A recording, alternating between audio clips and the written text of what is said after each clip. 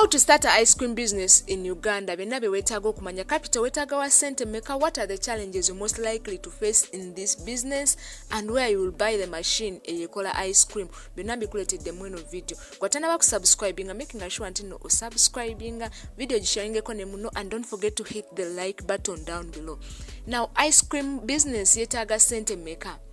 Now, if you want to start an ice cream business, weetaaga okuva ku million 7 eza Uganda okutuuka ku million at least 12. Gwalina million 7 ku million 12 ogenda kubanga weetandikira business ya ice cream. I'm going to explain to you and spend all that money so that otegira bulungi sente zo wezigenda okulaga. Now, first of all, ice cream machine yennyini yeetaaga million 5 kunya. Million 5 kunye so kubanga ofuna ice cream machine ennungi. Waliyo enkadde zisobola okufuna ku million 2-3 naye recommending agula ice cream machine nga nkadde kubanga oyinza ogifunamu ebizibu. Kiba kirungi n'ogula empya nga yiyo n'ogyetandikira. Now, ice cream machine webanga ya million 4-5 ogenda kubanga ogigulawa. Gweetaaga ice cream machine ogenda ekateteyinza kubulayo.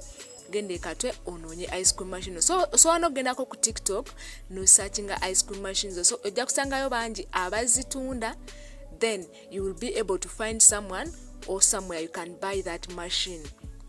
Now also ku online so genda no searching Gigi Uganda ku Google ojja kubangula machines ezenjawulo ne prices zazo, so you can order one, and when you order them awo bennyini abagikuguziza bajja kujja baginstalling bakulage weekola na buli kimu kye weetaaga okumanya ku machine eyo. Then next katezo million 4-5 tuzijjeko ku million za 7 minimum wizo weetaaga okubanga otandika ice cream machine. Obanga okozeseza million 4 kitegeeza ogenda kusigazaawo million 3. Obanga okozeseza million 5 gula machine kitegeeza ogenda sigazaawo millions 2. Now kati gowa millions 7 eno machine ya million 4 genda kubanga ekufavoringa since toyina sente nyingi. It's better n'ogule ya millions 4 jukira oba osigazaawo millions 3.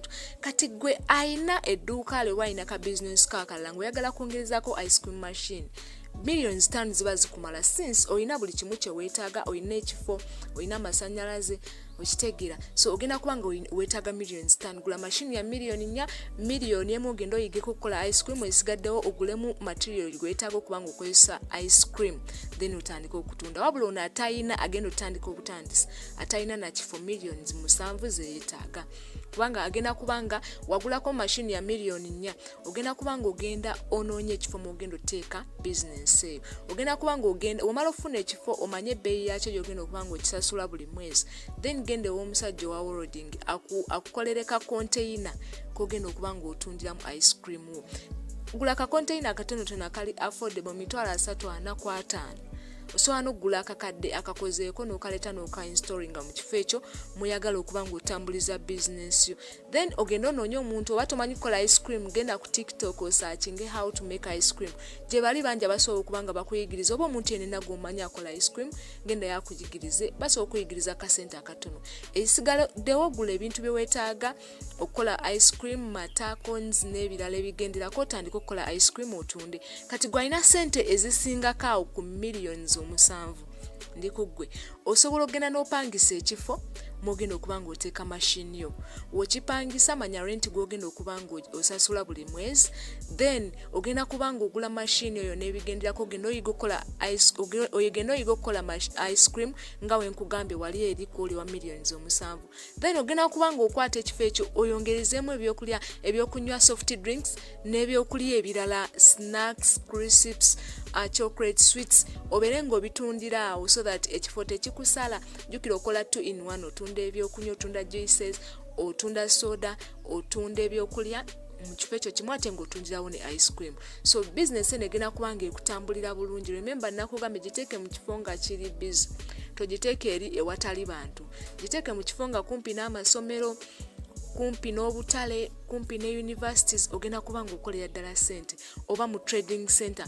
Kakati ekirala ice cream machine eno jukira business eyo teri competitive since machine eri expensive, million zokka 4 oba 5 omuntu si buli omuntu asobola zifuna okubanga agitandikawo. Kati gobanga ozeevuddemu n'ogitandika ogenda kubanga okolera ddala sente. Jukira ate ne parties let me say birthday party y'abaana oba school parties osobola okuba nga ogenda n'osaba n'otundirawo ice cream business eno ekolera ddala gwe atannaba kuba nga ogirowoozaako giteeke mu birowoozo kasita oba n'akasente kakasobola ogitandikawo I'm pretty sure ogenda kuba nga okolera ddala.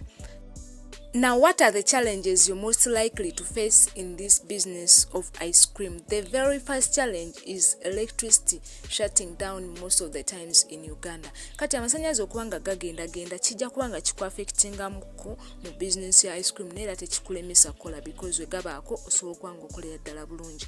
Then ekyokubiri, it's the rain season. Mu biseera ebyenkuba ice cream tatera nnyo kutambula nnyo nga watambula ku musana.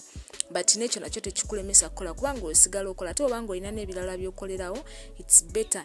So even in the rain season ate ku baana abato for them they can eat ice cream during even the cold seasons. So osigala okola wadde nga challenges mweziri. Watannaba subscribing, you can comment the business you would like me to talk about next. Don't forget to hit the like button down below.